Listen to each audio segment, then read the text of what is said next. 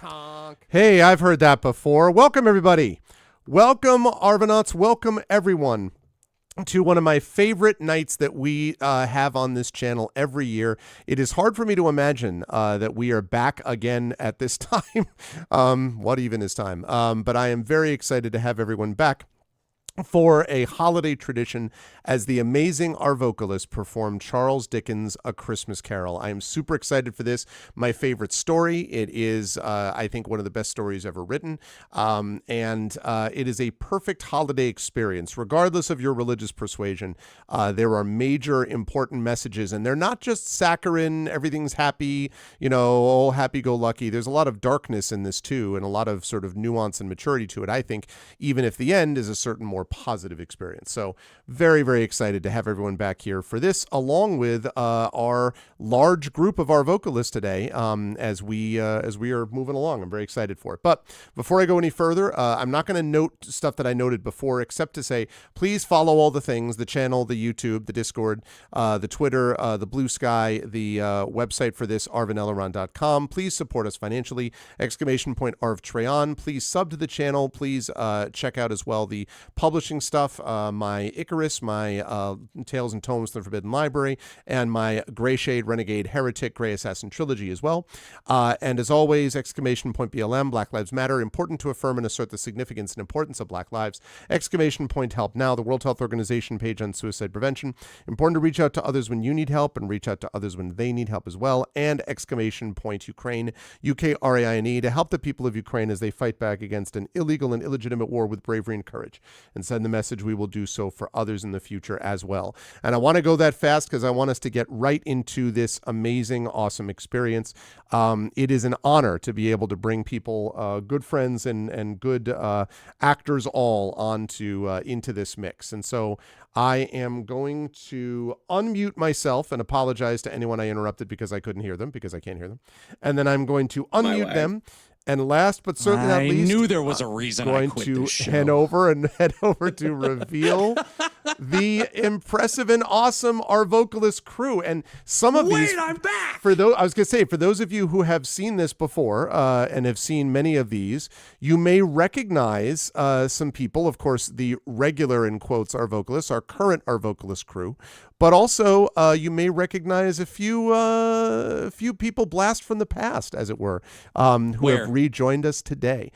So I will start with the gentleman right below me in the column, and that is Russ. Russ has made his triumphant return. He is one of them.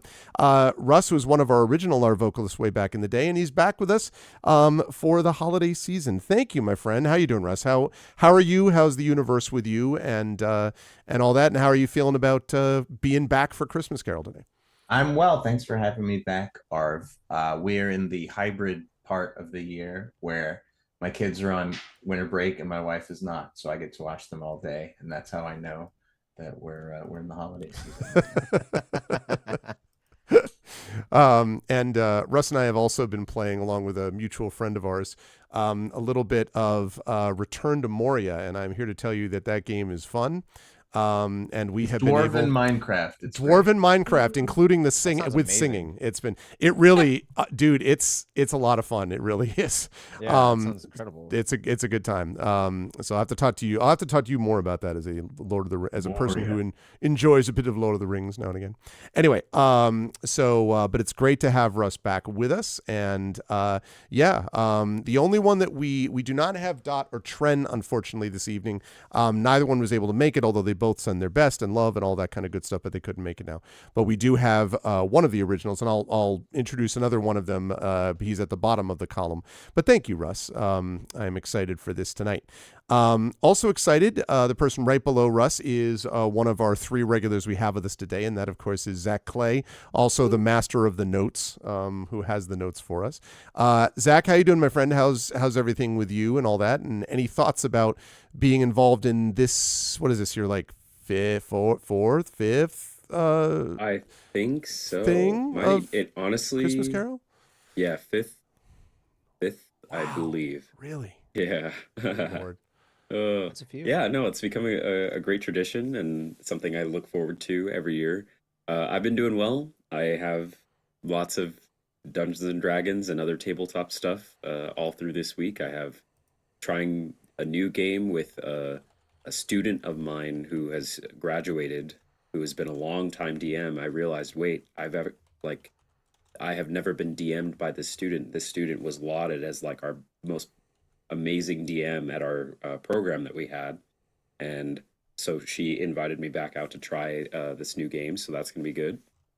And then I have a gig on Friday, and then another gig on Sunday. So lots of D&D, and Nice. yeah, life is good. The holidays are roaring to come run us over. So I guess I'm ready. As the light bears down. Mm-hmm.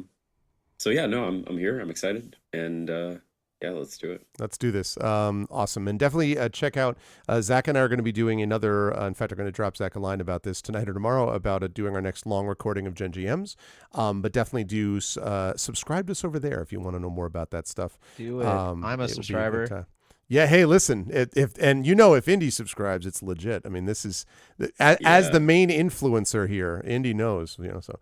But anyway, thanks, Zach. Always a pleasure to have you here. Also a pleasure to have Rem here. Rem has been super, super busy and always is. And I always feel, I would feel a little more guilty, except my sense always is that generally Rem feels like it's a little somewhat can be relaxing here, like a little bit. So maybe this can sort of, forget about the trials of the day and instead, voice act, a Christmas story with ghosts, that type of thing.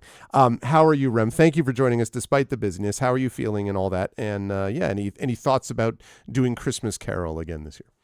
I'm excited. And yeah, I love this show because it is a once a month commitment, which I can absolutely do, unlike a weekly game or something like that. And it still feels like I get to relax and play a video game, even though I'm not doing the boopity boop buttons. But I am really excited for some Christmas Carol. I didn't get to do last year's because reasons I don't remember, because that was a year ago. And I can't remember last week. But things are good. Oh my gosh, there's so much happening in Catalyst Land. Voltron, the RPG, has 5 days left on Kickstarter. So please check that out. If you go to Kickstarter and search Voltron, you'll see it.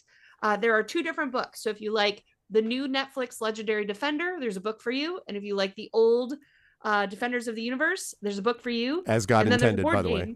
Forget the new one. And the old one's the one that Matt. No, I'm just kidding. Oh, I heard Voltron. I perked up real fast. Yeah. Meerkat? The lion one. The lion one. And there's a board game that comes with it too. And we're, I think, less than 10 backers away from unlocking the limited edition. So that'll be cool. And then what else do we have? We have I'm pretty excited about this, and we don't have a date just yet, but in March, Catalyst will be co-launching a Kickstarter with 11-Bit Studios of Frostpunk. Ooh, really? For Frostpunk TTRPG, and they'll be doing our sister campaign will be doing a fiction anthology and an art book. So the beauty that is Frostpunk brought to art. And we've got a ton of stuff that we announced at PAX Unplugged, a new minis game with Tommy Rice, former NFL player and actor. We've got Battletech solo mode and AI. There's a ton happening this year. So I'm excited. That's awesome. I am happy to have you as a part of our show, even in the midst of all of that. But it sounds awesome. Thank you, Rem. And yes, sign me up for Voltron, man. Form Blazing Sword. Yeah, I know. Frostpunk. I'll just go get that link. Help you out. Yeah, please do that. And Prince Justin, didn't you already do the Frostpunk TTRPG when it was called Rime of the Frost Maiden, right? Like it was pretty much the same. It's pretty much the same deal. Anyway, yeah, please do put in that link. Very cool stuff. Moving right along down the line, we are also joined by our vocalist regular Indy. who is the newly married man indie specifically. So it's good to see you. How's Tricks with You? I've been watching a couple of the either lurking or watching with the Indiana Jones circle stuff, which has been a lot of fun to watch you play that. Yeah, I know. I've been really like, you know what? This is pretty freaking good, honestly, from what it looks like. And it's been fun to watch you play through that. And obviously, I know you've been doing the Pokemon thing, on like it's your job. So how's Tricks with You? How you doing? And how you feeling about Christmas Carol tonight? Life is fantastic. Pokemon's been kind of crazy. I actually I have some videos on my various socials that are doing very well, and it's something that I have not experienced from my own edited content. So it's been very cool. I've been doing that. It's been doing well. Indiana Jones, I was not expecting it to be so good, but it is fantastic. If you have a chance to play the new Indiana Jones game, like genuinely, it's just a fun time. There's it's got like the Indiana Jones like nostalgia, but also like has like some of this, like the gameplay's fun. It's got some like funny quirkiness to it as well. So highly recommend it. But yeah, things are great. It's been a lot of fun, and I am excited to be here to play Scrooge this time. So, yeah, Indy's playing Scrooge. The first time for you as Scrooge, dude. Right? Oh, yeah. It is. I think nothing sort of What's sets a new up. Scrooge? We needed a new Scrooge because I think everybody who's been through this group has done Scrooge at least once. Yeah. And I think what better sort of outfit for that I was gonna say, than Rem, Pikachu? have you done it? I thought you. Yeah, oh no, Rem is that's next right. year. You have. That's right. The Rem is next year. We would have done. I think we had you set up to do it last year, if I'm not mistaken. But then something happened. I don't remember what it was either. We always, we got to plan this stuff a year ahead. Yeah, exactly. Just like 2 days, not 2 days before. It was like, so are you free on the thing to do the Christmas? To do this stuff? Okay, we'll see you there. Yeah. But it's what could be better than to play Scrooge than to a Pikachu hat? I feel like each ghost chooses you, so I think that that's that the works nightcap. really well. That's right. good. It's the nightcap. Good The stuff. ghost of Pika Pika present. Exactly. No, I'm excited to have Indy with us, and thank you, my friend. As always, a pleasure. And last but certainly not least, a second alum from the Arvocalists in good standing, and that, of course, is Darkside Rob, who is with us and with the hat, which he has worn before in this experience. Good to see you, my friend. How's Tricks with You? And any thoughts about doing Christmas Carol lo these many years now as we set up for this? Yeah, not only in spirit, but in form as well for a change, which is nice. Yeah. Hi, everybody. Darkside Rob here. For those of you who may or may not know me, professional voice actor, book narrator, producer, both of podcasts and of audiobooks. Mostly right now, it's also for Catalyst, for Shadowrun and Battletech, working on like 8 billion, that's a number, right? Books right now. Sure. You will be seeing new books from me and from other wonderful people who have been sending me their voices so I can put them in linear form to then release to you so you can listen. They're coming. Just stop banging on my door. I promise you they'll be here soon. They may not be in your holiday stocking stuffer yet, but they're coming. I promise. Also, streamer on Twitch TV, twitch.tv/Darkside Rob. Not playing Indiana Jones and the Great Circle yet, but everything I've heard about it is phenomenal. And I am currently playing Stalker 2, which is fantastic. I'm enjoying greatly. And Path of Exile 2. And I just built a whole new PC that looks like a disco club to run all this stuff on. I love it. It's so ridiculous. My mom, I sent her a picture of it. It was like, can you sleep with that thing on? I was like, I never turn it off. What are you talking about? The best thing it matches the rest of my apartment now, which she calls a constant year-round Christmas light. If the light fits, wear it. And last but not least, this is like my 20th time doing roughly speaking this. Yeah, probably. We've narrated the whole 8-hour McGillicuddy. We did do that once. Where that was fun. Which we only found out about like a third of the way through, where I was like, I could see the horror on Arv's face where he just looked into the camera and went, this is kind of like when Kermit puts his fist in his mouth, it's just like what are we doing? Yep. And then 8 hours later, we're like, well, thank you for coming out for this wonderful rendition of I'm gonna go collapse now. Yeah. I'm happy to do it. This is super fun. I'm glad I could be here for it. And especially tonight because, and I'm going to ask you all if you would be so kind to keep Darkside Mama, my mom, in your thoughts tonight because she is having a surgery tomorrow. Oh. And I will be going straight to bed after this reading tonight because I am going to be helping take care of her after the surgery tomorrow. And she's nervous, I'm nervous, and we are nervous together. And hopefully she will be fine. I will update everybody on my channel, and I will update you, Arv, as well. Yeah, please do. And your community. But yeah, keep a little thought out for Darkside Mama because she's been dealing with this for like a month and a half. She was supposed to have this done back in October, and then things got completely sideways in more than one way. And so, yeah, this is a nice little break from all of that.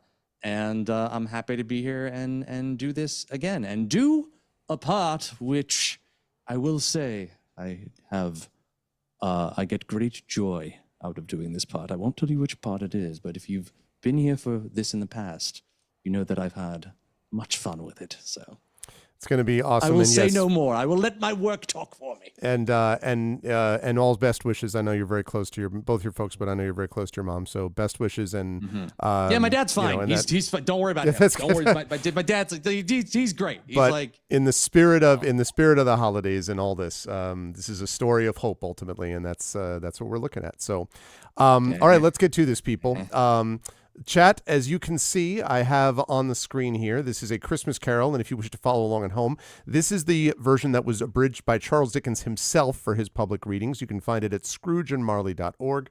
And I will have I'll have two other smaller parts in this, but the part that I will lead off reading is, I have endeavored in this ghostly little book to raise the ghost of an idea, which shall not put my readers out of humor with themselves, with each other, with the season, or with me.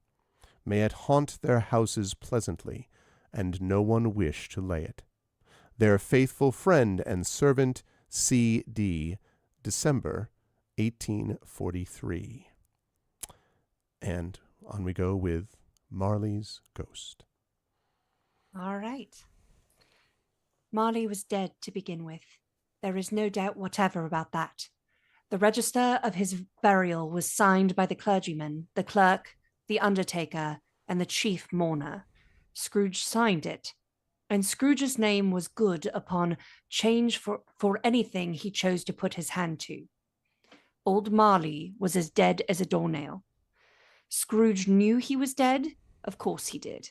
How could it be otherwise? Scrooge and he were partners for I don't know how many years. Scrooge was his sole executor. How do you say that word? You're right. You got it right. Yeah. Executor. Executor is something else. He might become an executor, but yeah, executor. His sole administrator, his sole assign, his sole residuary legatee, his sole friend, his sole mourner. Scrooge never painted out old Marley's name, however. There it yet stood, years afterward. Above the warehouse door, Scrooge and Marley. The firm was known as Scrooge and Marley. Sometimes people new to the business called Scrooge, and sometimes Marley. He answered to both names. It was all the same to him. Oh, but he was a tight-fisted hand at the grindstone, was Scrooge. A squeezing, wrenching, grasping, scraping, clutching, covetous old sinner. External heat and cold had little influence on him. No warmth could warm, no cold could chill him. No wind that blew was bitterer than he. No falling snow was more intent upon its purpose. No pelting rain less open to entreaty. Foul weather didn't know where to have him. The heaviest rain and snow and hail and sleet could boast of the advantage over him in only one respect. They often came down handsomely, and Scrooge never did. Nobody ever stopped him in the street to say, with gladsome looks, "My dear Scrooge, how are you? When will you come to see me?" No beggars implored him to bestow a trifle. No children asked him what it was o'clock. No man or woman ever once in all his life inquired the way to such and such a place of Scrooge. Even blind men's dogs appeared to know him, and when they saw him coming, would tug their owners into doorways and up courts, and then would wag their tails as though they said, "No eye at all is better than an evil eye, Dark Master." But what did Scrooge care? It was the very thing he liked.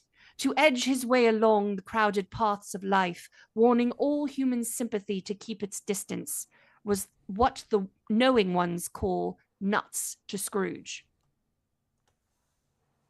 Once upon a time, of all the good days in the year, upon a Christmas Eve, old Scrooge sat busy in his counting house. It was cold, bleak biting, foggy weather, and the city clocks bad only just gone 3, but it was quite dark already. The door of Scrooge's counting house was open, that he might keep his eye upon his clerk, who, in a dismal little cell beyond, a sort of tank, was copying letters. Scrooge had a very small fire, but the clerk's fire was so very much smaller that it looked like 1 coal. But he couldn't replenish it, for Scrooge kept the coal box in his own room. And so surely as the clerk came in with the shovel, the master predicted that it would be necessary for them to part. Wherever the clerk put on his white comforter and tried to warm himself at the candle, in which effort, not being a man of strong imagination, he failed. "A Merry Christmas, Uncle! God save you!" cried a cheerful voice. It was the voice of Scrooge's nephew, who came upon him so quickly that this was the first intimation Scrooge had of his approach. "Bah!" said Humbug. Scrooge. "Humbug." "Christmas a humbug, Uncle?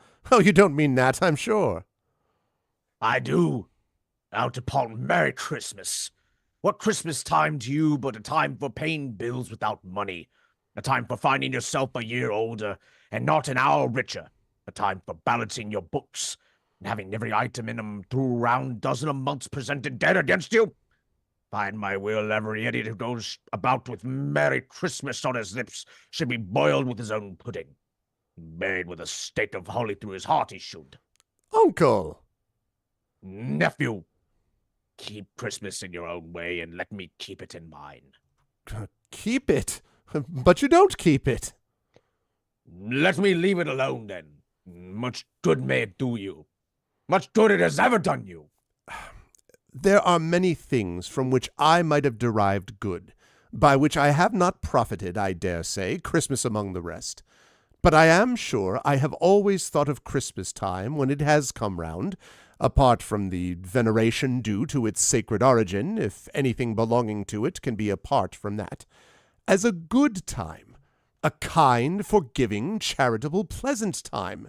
The only time I know of in the long calendar of the year when men and women seem by one consent to open their shut-up hearts freely, and to think of people below them as if they really were fellow travelers to the grave, and not another race of creatures bound on other journeys.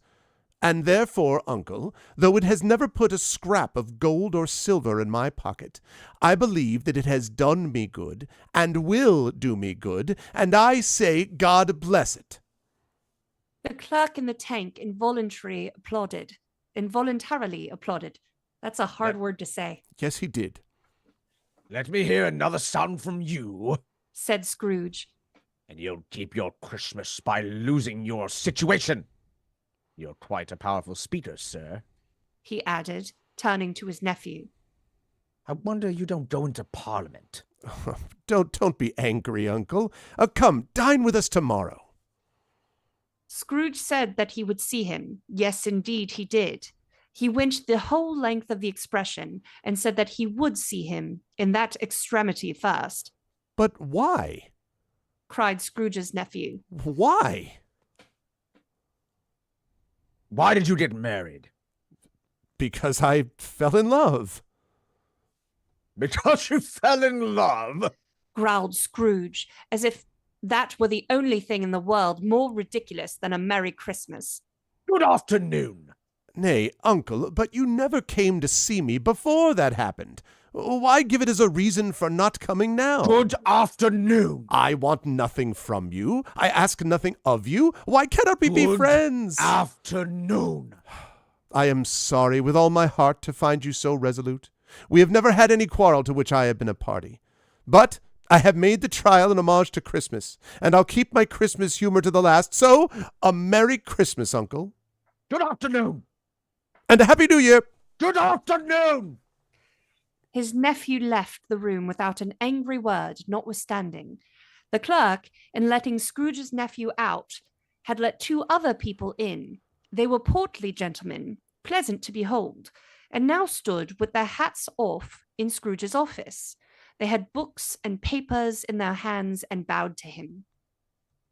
Scrooge and Marley's, I believe, said one of the gentlemen, referring to his list.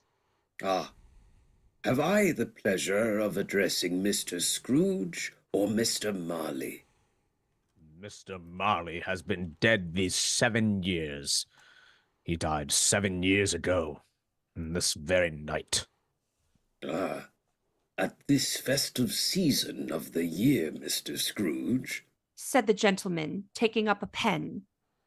It is more than usually desirable that we should make some slight provision for the poor and destitute who suffer greatly at the present time.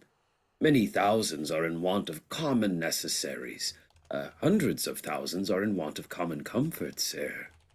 Are there no prisons?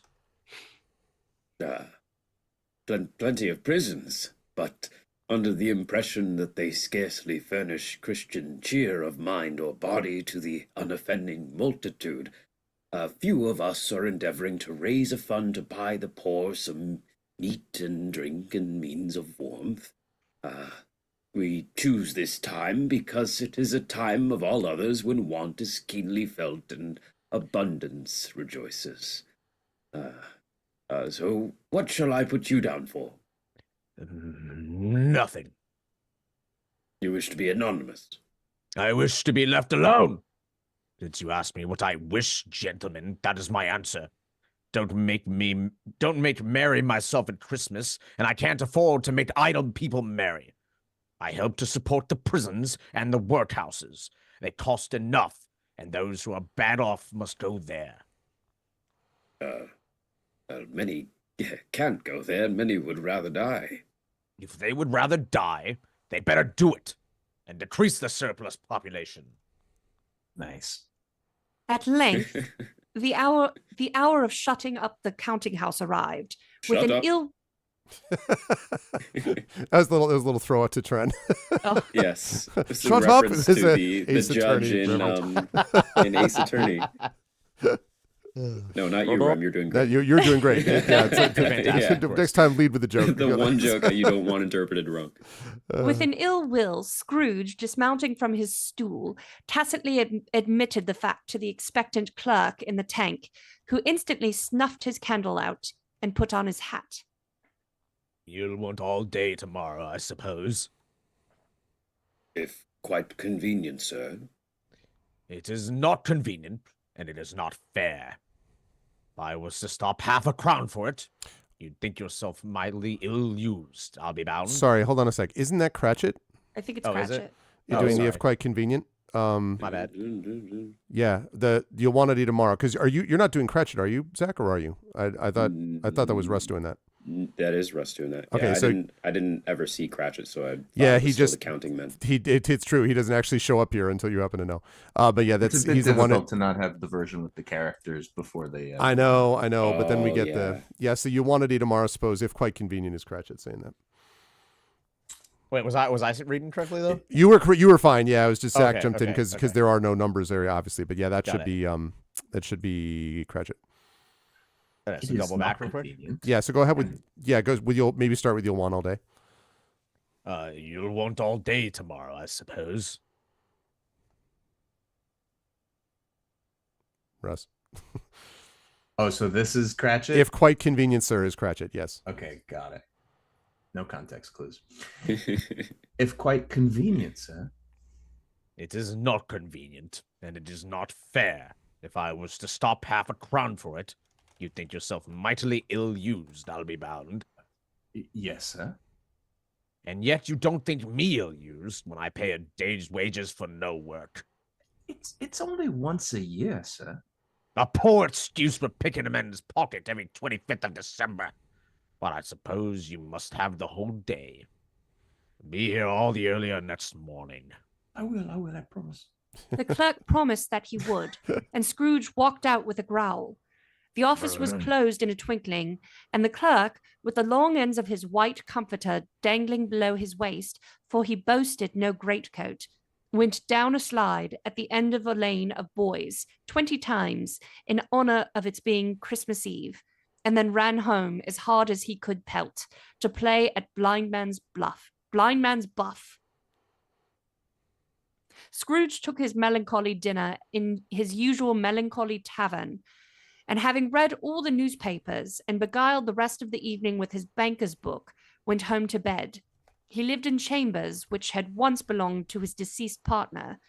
They were a gloomy suite of rooms in a lowering pile of a building up a yard. The building was old enough now and dreary enough, for nobody lived in it but Scrooge, the other rooms being all let out as offices. Now, it is a fact that there was nothing at all particular about the knocker on the door of this house, except that it was very large. Also, that Scrooge had seen it night and morning during his whole residence in that place. Also, that Scrooge had as little of what is called fancy about him as any man in the city of London. And yet Scrooge, having his key in the lock of the door, saw in the knocker, without its undergoing any intermediate process of change, not a knocker, but Marley's face. Marley's face, with a dismal light about it, like a bad lobster in a dark cellar. It was not angry or ferocious, but it looked at Scrooge as Marley used to look, with ghostly spectacles turned up upon its ghostly forehead. As Scrooge looked fixedly at this phenomenon, it was a knocker again. He said, "Pooh, pooh," and closed the door with a bang. The sound resounded through the house like thunder. Every room above and every cask in the wine merchant's cellars below appeared to have a separate peal of echoes of its own. Scrooge was not a man to be frightened by echoes. He fastened the door and walked across the hall and up the stairs, slowly, too, trimming his candle as he went. Up Scrooge went, not carrying a button for it being very dark. Darkness is cheap, and Scrooge liked it. But before he shut his heavy door, he walked through his rooms to see that all was right. He had just enough recollection of the face to desire to do that. Sitting room, bedroom, lumber room, all as they should be. Nobody under the table, nobody under the sofa, a small fire in the grate, spoon and basin ready, and a little saucepan of gruel. Scrooge had a cold in his head, upon the hob. Nobody under the bed, nobody in the closet, nobody in his dressing gown, which was hanging up in a suspicious attitude against the wall. Lumber room, as usual. Old fire guard, old shoes, 2 fish baskets, washing stand on 3 legs, and a poker. Quite satisfied, he closed his door and locked himself in, double-locked himself in, which was not his custom. Thus secured against surprise, he took off his cravat, put on his dressing gown and slippers and his nightcap, and sat down before the very low fire to take his gruel. As he threw his head back in the chair, his glance happened to rest upon a bell, a disused bell, that hung in the room and communicated, for some purpose now forgotten, with a chamber in the highest story of the building. It was with great astonishment and with a strange, inexplicable dread that as he looked, he saw this bell begin to swing. Soon it rang out loudly, and so did every bell in the house. This was succeeded by a clanking noise, deep down below, as if some person were dragging a heavy chain over the casks in the wine merchant's cellar. Then he heard the noise much louder on the floors below, then coming up the stairs, then coming straight toward his door. It came on through the heavy door, and a spectre passed into the room before his eyes, and upon its coming in, the dying flame leapt up, through, and as though it cried, "I know him, Marley's ghost." The same face, the very same. Marley in his pigtail, usual waistcoat, tights, and boots. His body was transparent, so that Scrooge, observing him and looking through his waistcoat, could see the 2 buttons on his coat behind. Scrooge had often heard it said that Marley had no bowels, but he had never believed it until now. No, nor did he believe it even now. Though he looked the phantom through and through, he saw it standing before him, though he felt the chilling influence of its death-cold eyes, and noticed the very texture of the folded kerchief bound about its head and chin. He was still incredulous. "How now?" said Scrooge, caustic and cold as ever. "What do you want with me?"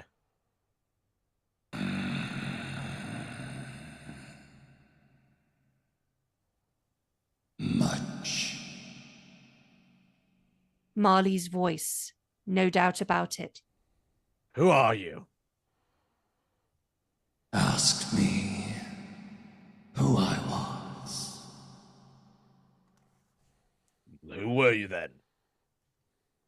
In life, I was your partner, Jacob Marley. Can you sit down? I can. Do it then. Scrooge asked the question because he didn't know whether a ghost so transparent might find himself in a condition to take a chair, and felt that in the event of its being impossible, it might involve the necessity of an embarrassing explanation. But the ghost sat down on the opposite side of the fireplace, as if he were quite used to it.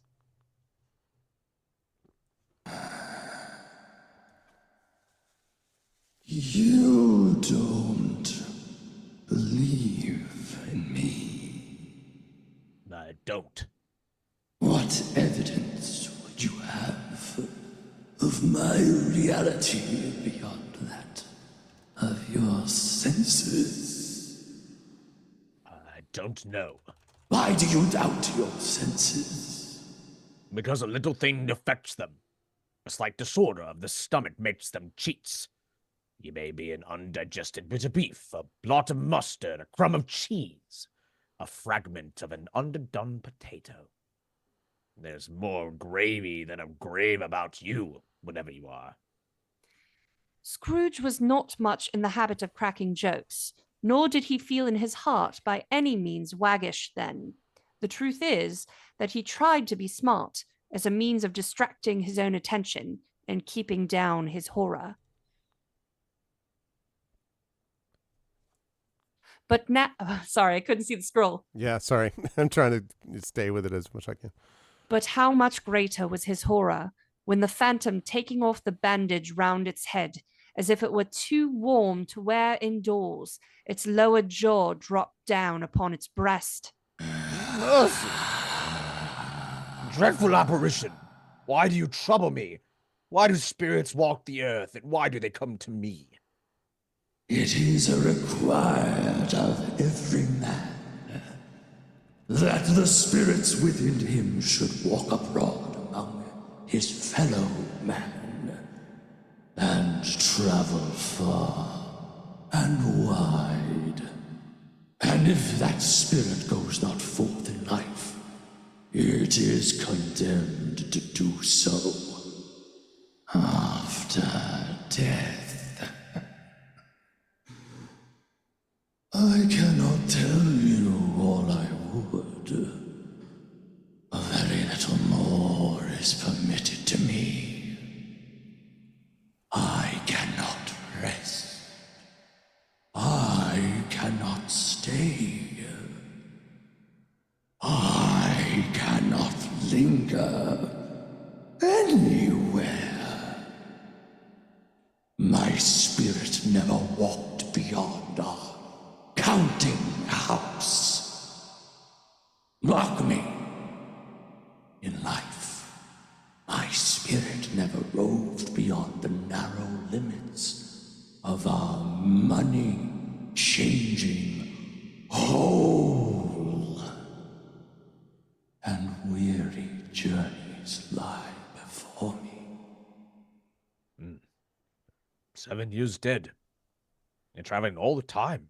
You travel fast. On the wings of the wind. You might have got over a great quantity of ground in 7 years. Oh, blind man. Blind man. Not to know that ages of incessant labor by immortal creatures for this earth must pass into eternity, for the good of which it is susceptible is all developed. Not to know that any Christian spirit working kindly in its little sphere, whatever it may be, will find its mortal life too short for its vast means of usefulness. Not to know that no space of regret can make amends for one's life's opportunities misused. Yet I was like this man.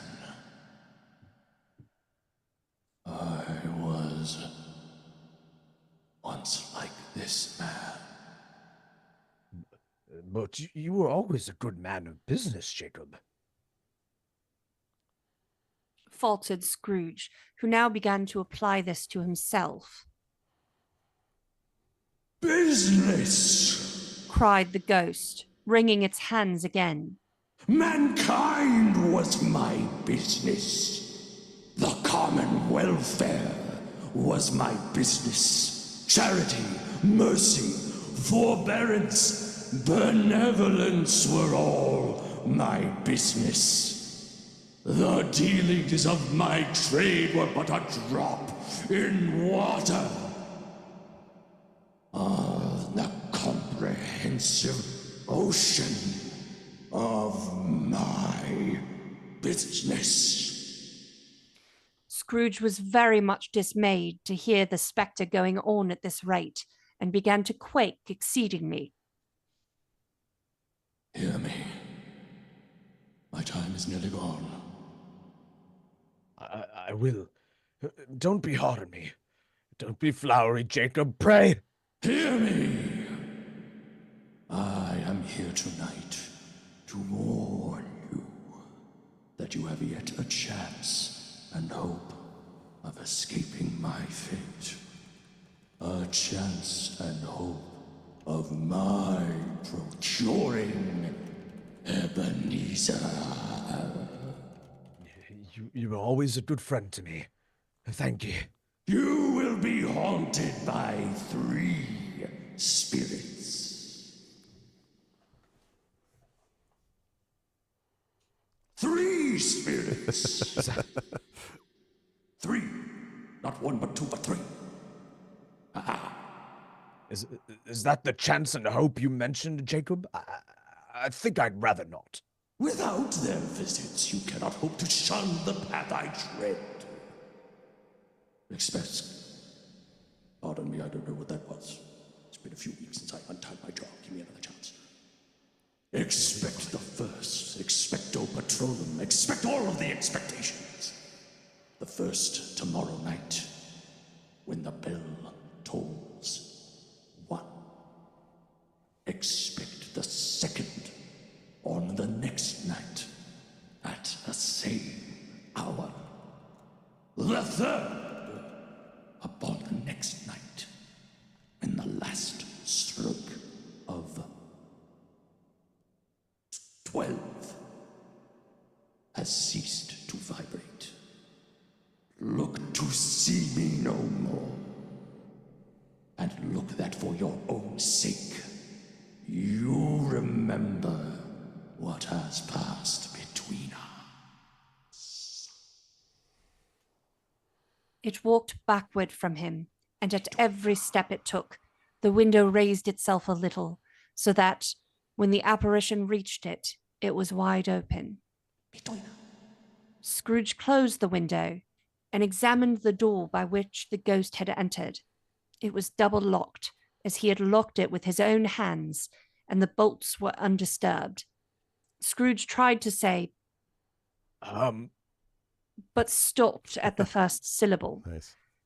And being from the emotion he had undergone, or the fatigues of the day, or his glimpse of the invisible world, or the dull conversation of the ghost, or the lateness of the hour, much in need of repose, he went straight to bed without undressing and fell asleep on the instant. You are watching and listening to the astonishing Arvocalists performing Charles Dickens' A Christmas Carol, and I am joined by the amazing Arvocalists, alumni Russ Guberman, current regulars Zach Clay, Rem Alternus, and Indy, and of course Rob, alumni of the Arvocalists as well, the memorable Marley just then. Please continue to listen, and thank you all. Please spread the word about this amazing, amazing performance that we're listening to. Also great work from Rem on the narration there. We will now switch narrators as we move into the first of the three spirits. When Scrooge awoke, it was so dark that, looking out of bed, he could scarcely distinguish the transparent window from the opaque walls of his chamber, until suddenly the church clock tolled a deep, dull, hollow, melancholy one.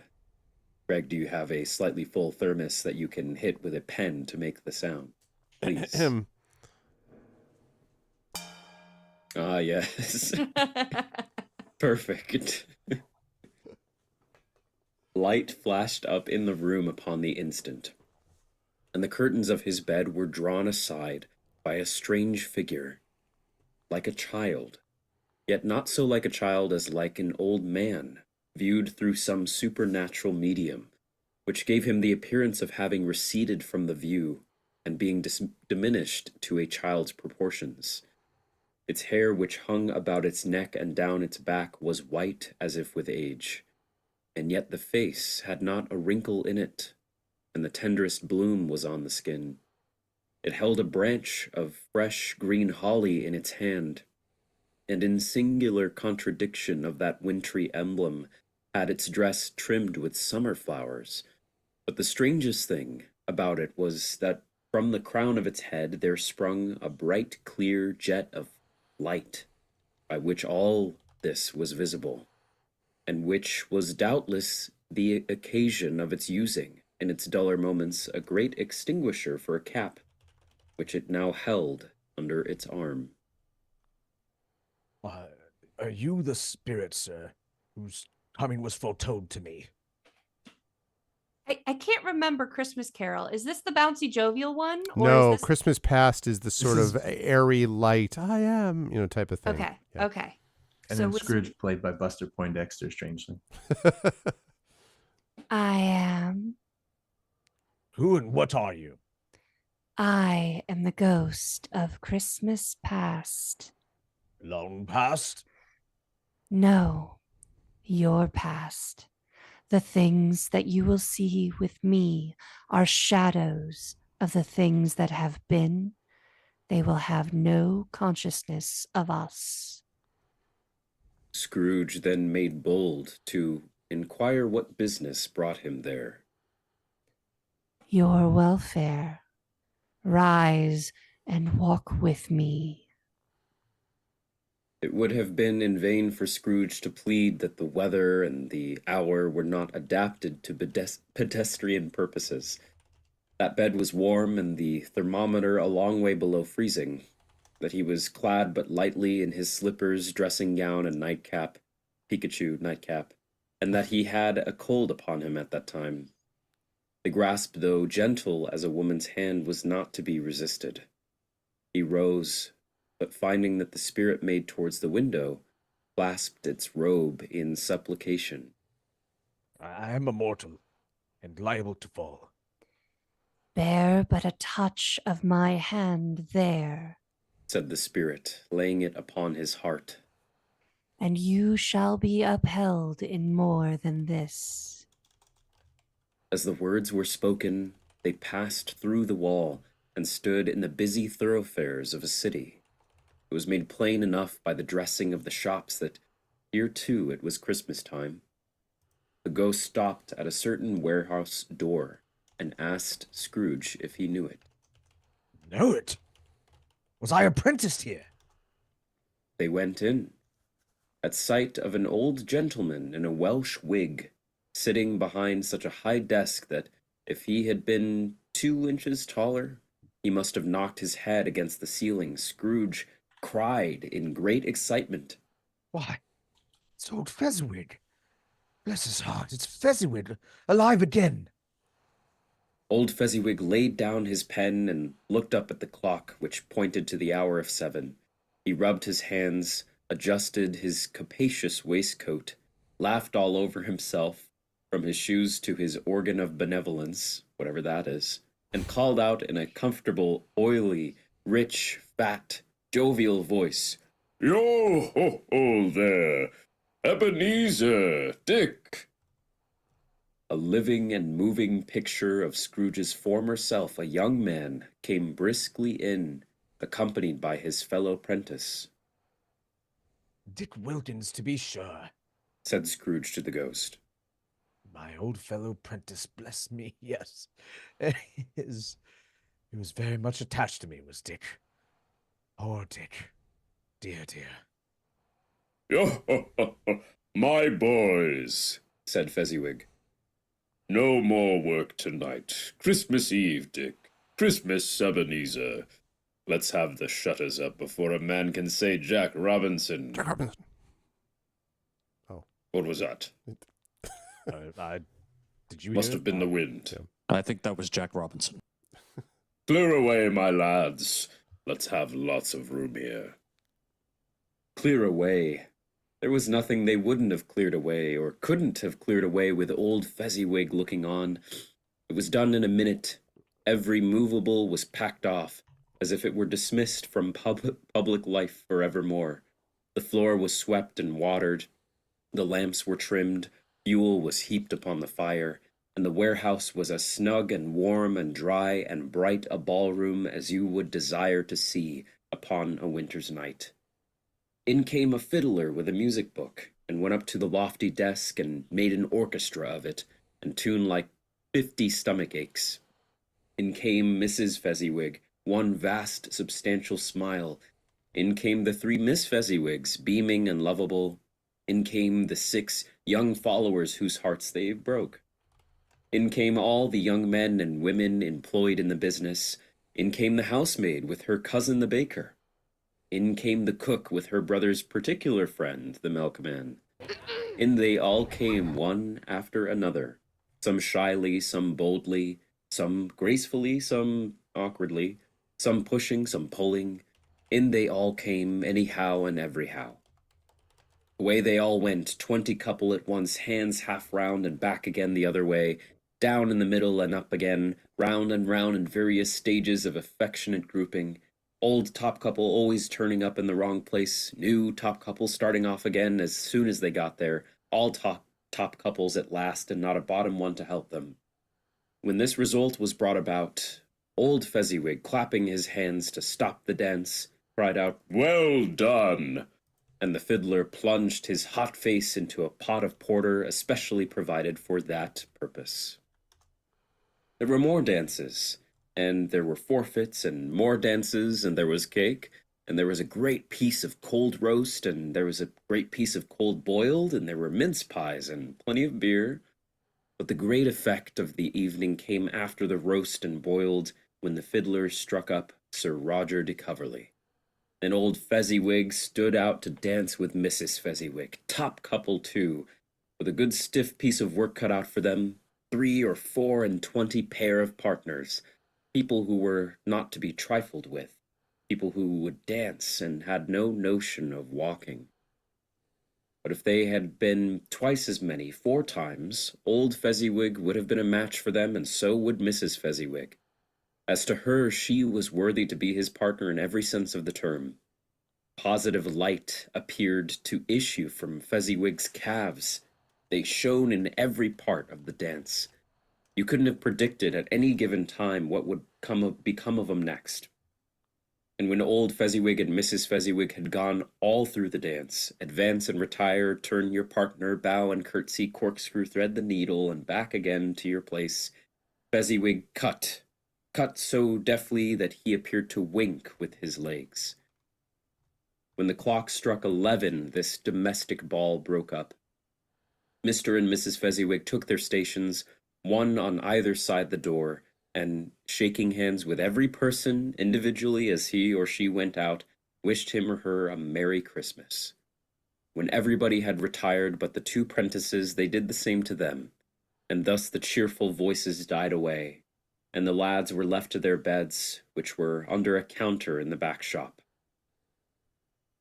A small matter, Said the ghost, to make these silly folks so full of gratitude. He has spent but a few pounds of your mortal money, 3 or 4 perhaps. Is that so much that he deserves this praise? It isn't that. said Scrooge, heated by the remark and speaking unconsciously like his former, not his latter self. It isn't that, Spirit. He has the power to render us happy or unhappy, to make our service light or burdensome, a pleasure or toil. Say that his power lies in words and looks, in things so slight and insignificant that it is impossible to add and count them up. What then? The happiness he gives is quite as great as if it cost a fortune. He felt the spirit's glance and stopped. What is the matter? No, Was Spirit. That's Is that spirit? yeah, Okay. that's Spirit. Okay. What is the matter? Nothing particular. Something, I think. No. No. I would like to be able to say a word or two to my clerk just now. That's all.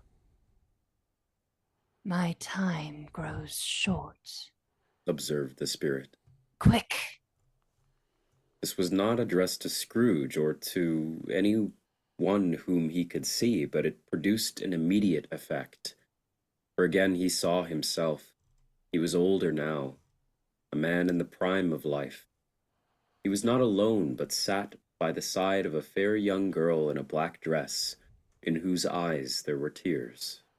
I don't know that we assigned this, did we? I think we forgot about this No. one. Mm-hmm. So we can't have Rem because of the past. Russ, do you want to take this on, Russ? Where are we right now? This is It Matters Little. This is his beloved from the past. It matters little. She said softly to Scrooge's former self. To you, very little. Another idol has displaced me, and if I can comfort you in time to come, as I would have tried to do, I have no just cause to grieve. What idol has displaced you? A golden one. You fear the world too much. I've seen your nobler aspirations fall off one by one, until the master passion, gain, engrosses you. Have I not? What then? Even if I have grown so much wiser, what then? I'm not changed towards you. I ever sought release from our engagement? In words? No. Never. In what then? In a changed nature, in an altered spirit, in another atmosphere of life, another hope as its great end. If you were free today, tomorrow, yesterday, can I even believe that you would choose a dowerless girl? Or choosing her, do I not know that your repentance and regret would surely follow? I do, and I release you with a full heart for the love of him you once were. Spirit, remove me from this place. I told you these were shadows of the things that have been, Said the ghost. that they are what they are. Do not blame me. I want to go home. I really felt my Galadriel step in there. Yeah. Things not yet to come to pass. Have not yet come to pass. But you are alone. Scrooge, you have to you got the remove request me. to be removed. Sorry, wait. I'm now completely lost when it scrolled up. Sorry, it's above the. Oh, remove me. Yeah. Me. Yeah. Mhm. Okay, there we go. Remove me! Scrooge exclaimed. I cannot bear it! Leave me! Take me back! Haunt me no longer! As he struggled with the spirit, he was conscious of being exhausted and overcome by an irresistible drowsiness, and further of being in his own bedroom. He had barely time to reel to bed before he sank in a very heavy sleep. I'm just saying that I'm going to start using with my husband. If I want to leave somewhere, I'm going to go, remove me. Remove me. Remove me. Remove me. And that leads us to, again, well done on the narration, Zach. We will rotate again, narrators, as we move into the second of the three spirits. Awaking, Scrooge found himself in his bedroom. There was no doubt about that. But it and his own adjoining sitting room, into which he shuffled in. Does Lanky Box have to come in the minute I start narrating? Damn it, Lanky Box. Julian, go! Remove him. Remove yourself. yourself. Remove yourself. I like this abridged version. It's very interesting. There's a lot of unexpected things. Where Dickens yells at a small child in his room when he's screaming. Yeah. Remove thyself. There was no doubt about that.